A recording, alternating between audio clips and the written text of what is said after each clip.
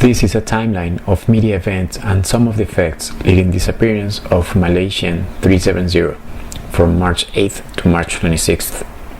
All times displayed are local times. Saturday, March 8th, 12:41 a.m. Malaysia Airlines Flight 370 departs Kuala Lumpur International Airport. The trip length is roughly 2,700 miles. It is expected to land in Beijing at 6:30 a.m. The plane is carrying 227 passengers and 12 crew members. The plane is a Boeing 777-200. This aircraft has an excellent safety record. 1:30 a.m. Around 45 minutes after takeoff, air traffic controllers in Subang, Kuala Lumpur, said they lost contact with the plane over the sea between Malaysia and Vietnam. 2:40 a.m. According to a senior Malaysian Air Force official during a conference press, radar tracking shows the plane's last known position over a very small island in the Strait of Malacca. This is hundreds of miles from the flight path from Kuala Lumpur to Beijing. 8:53 a.m. Authorities claim to have spotted a long oil slick between Malaysia and Vietnam. However, it was later marked as unrelated to the jet. The debris turned out to be a bundle of sticks. 11:32 a.m. As NBC News reported, United States officials are investigating terrorism concerns. 2 people listed as passengers on the missing Malaysia Airlines jet claimed not to be on the plane and had reported their passports stolen. Media was already speculating and gave one more source of emotional crisis for the families of the passengers. March 9th, 2014. The Malaysian Air Force General announced indications that the aircraft may have turned around during the last minutes of the flight. He stated they were confirming the information from military radar with civilian radar. March the 10th. A rescue plane identified a large fragment suspected to be of the missing Malaysian airliner. The object, however, turned out to be the lid of a large box. A family member of one of the missing passengers appeared on Chinese television to show that her brother's phone was still ringing. The ringing sound, however, is merely a psychological trick to remain in the line while the network searches for the mobile. March 11th.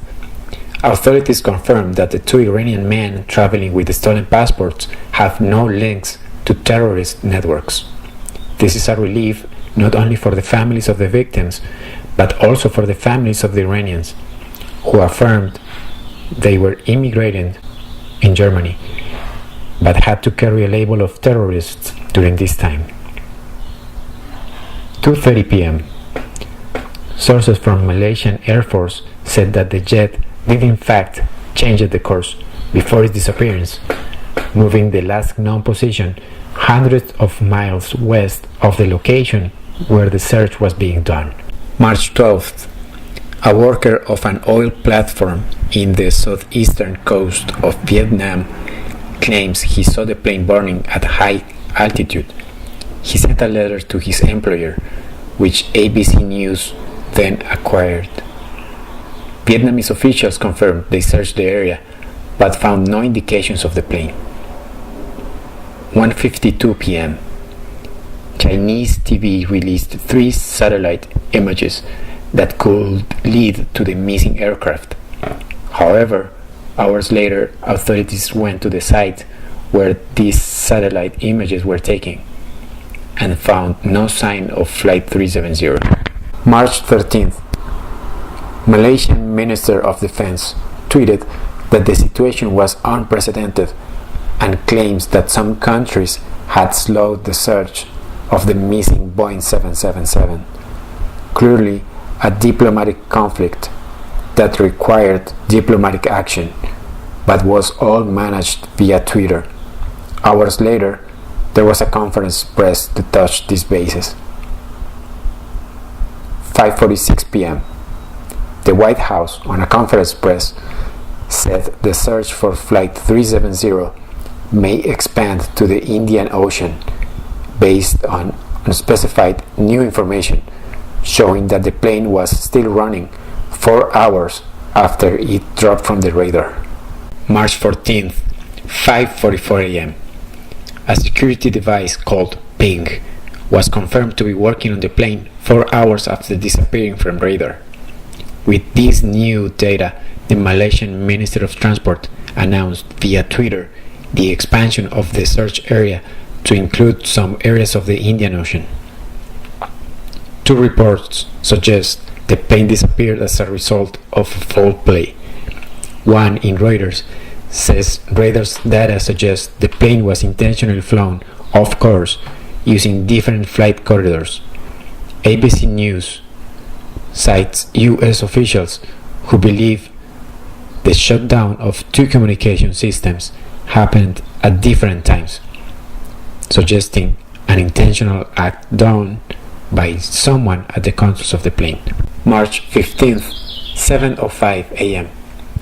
Malaysian authorities released a map showing that the last ping signal from the plane was sent from somewhere along one of 2 arcs across Asia.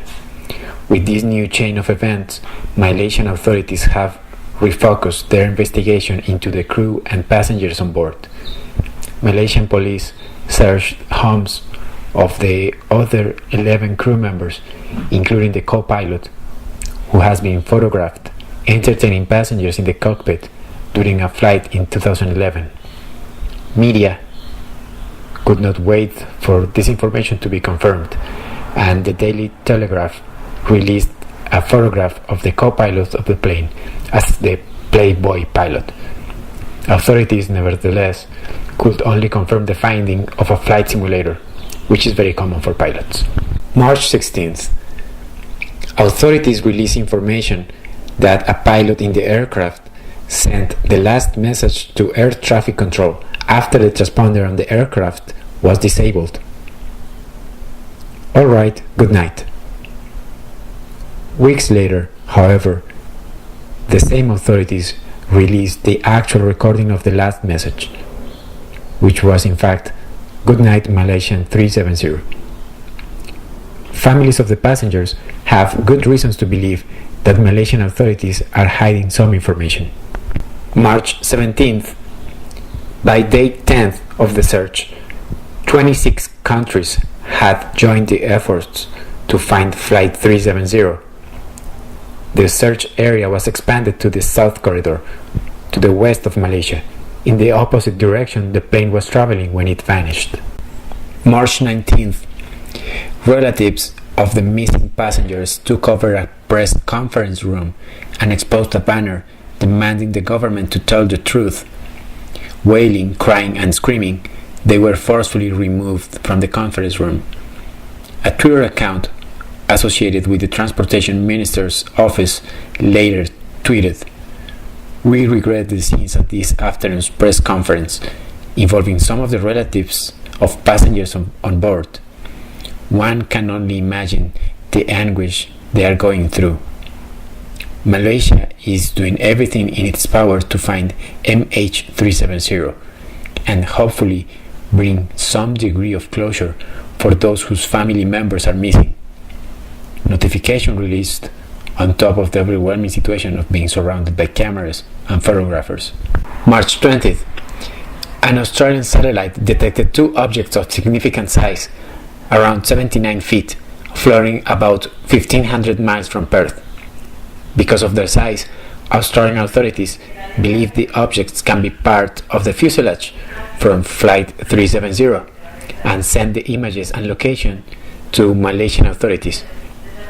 However, the objects turned out to be trash. March 22nd. A Chinese satellite detected a floating object located 75 miles southwest of the current search area. The object is 74 feet by 43 feet. Malaysian authorities searched in the area but found nothing. March 24th.